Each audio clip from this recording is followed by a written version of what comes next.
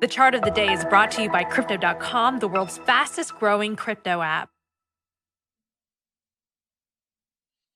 El Salvador's Bitcoin bond specifications seen here in a presentation by El Salvador President Nayib Bukele this weekend. El Salvador will issue $1 billion worth of bonds, of Bitcoin bonds, as I mentioned earlier, with a 10-year maturity on the Liquid network. Half the money raised will be used to purchase Bitcoin, and the other $500 million will fund construction of a new Bitcoin city along the Gulf of Fonseca near a volcano. The bond, developed by Blockstream and processed by Bitfinex, will offer annual interest payments of 6.5%.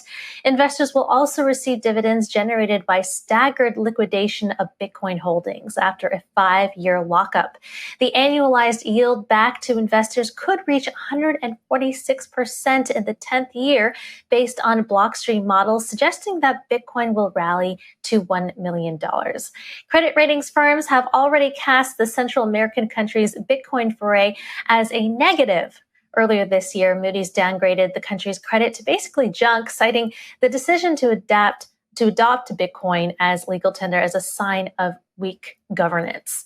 Bannockburn Global Forex telling CoinDesk, quote, that El Salvador bonds are sufficiently risky, and adding Bitcoin on top of that precludes most retail investors and more institutional investors